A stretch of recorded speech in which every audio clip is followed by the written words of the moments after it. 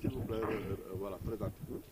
Alors, docteur Joachim Emmanuel Sarr, je suis pharmacien, membre de l'Amicale des enfants de troupe. Je suis un enfant de troupe de la promotion 1974. Alors, nous sommes revenus dans cette belle et accueillante ville de Saint-Louis pour rendre un peu à Saint-Louis ce qu'elle nous a donné.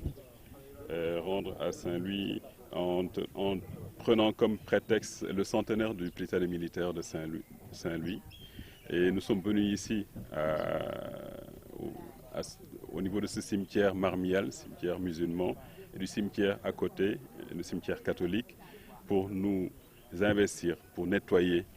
Et je pense qu'à travers ce geste, on voit aussi un peu ce qui est vécu au Sénégal. La proximité de ces deux cimetières musulmans et catholiques traduit un peu ce qu'on vit au Sénégal. La coexistence entre les personnes de différentes confessions religieuses, une très belle coexistence qui est certainement exemplaire et à montrer au monde.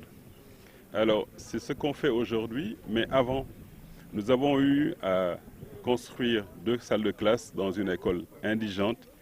Nous y avons aussi construit des toilettes avec réservoir d'eau. Nous avons fleuri et arboré cette école parce qu'il n'y avait pas d'arbres. Nous avons offert du matériel de nettoyage et d'entretien de ces plantes parce que vous n'ignorez pas que nous sommes dans un siècle où l'environnement est important. La protection de l'environnement est un sujet d'actualité. Nous avons voulu justement inciter ces enfants à s'approprier ce concept-là. Nous avons aussi dans une autre école offert des articles scolaires et de bureaux, une école aussi qui a besoin d'aide. Nous y avons construit, donc réaménagé en tout cas, un bloc de 6 toilettes, construit un peu une poubelle. Et nous y ferons justement les consultations gratuites. C'est d'ailleurs cette école qui les accueille depuis un bon bout de temps. Au Prytanée militaire, qui est notre école, notre chère école, nous avons commencé un reverdissement.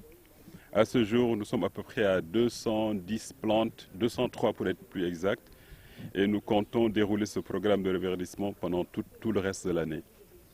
En gros, c'est un peu ça. Voilà, c'est bon. Alors ci wolof moom mooy dañuy ñëw fii Ndar dëkk bu rafet dëkk bu am bu mun a teeru pour ñëw fii ci armeel marmiyal bi armeelu jullit yi ak armeelu catholique yi bi nekk ci wetam ñëw nettoyer li ñu gis fii Ndar moom mooy li nga xam ne aussi Sénégal fii dañ koy dund maanaam ñoo xam ne bokkuñu diine di dund mel ni mag ak rak mel ni ñu bokk même famille loolu lu rafet la loo xam ne xam naa buñ yeneen réew yi waroon nañ ci xool pour xam li ñuy dund fii je crois que su amoon fu nekk jàmm dina gën a bëri ci suñu àdduna bi nii. loolu tey la mais am na lu ñu def balaa tey parce que am nañu école boo xam ne bari ñu doole tabaxal nañ leen ñaari classe tabaxal leen ñaari toilette def réservoir 1000 litres dafa leen ay garab parce que école boobu benn garab lañu fa fekkoon yokk nañ fa 8 garab def ci ay fleurs xale yi seen bopp jox nañ leen matériel pour ñuy toppatoo garab yooyu pour ñuy nettoyer école bi aussi parce que bëgg nañu ne ak ñu farlu ci en tout cas toppatoo li leen wër yëpp muy garab yi muy mala yeeg yooyu parce que àdduna bi nii war nañu toppatoo loolu lu am solo la. am na beneen école dañ leen jëndal ay fournitures scolaires ak fourniture de bureau defar nañ leen toilette aussi parce que directeur bi daf ñu wax ne seen école bi xale yi bu ñu bëggoon naan dañuy génn ci biti loolu wóorul ci ñoom et puis pour des mesures d'hygiène maanaam set li gën moom mooy ñu am ndox ci biir école bi pour que xale jigéen ñi notamment ku dem ci ginnaaw kër mun a en tout cas nettoyer voilà suturalu voilà exactement.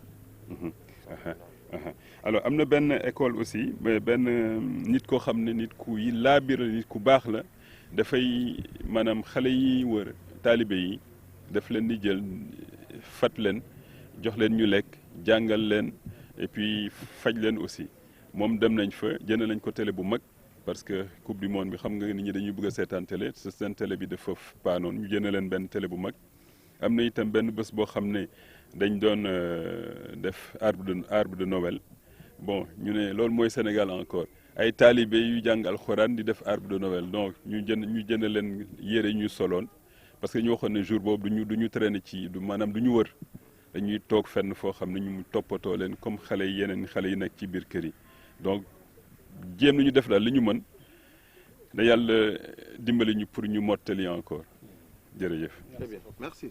En français, il n'a pas parlé du ton de télé de Christophe. Oui, mais bon, ouais, mais il a dit en Wolof, c'est bon. Ah, ah.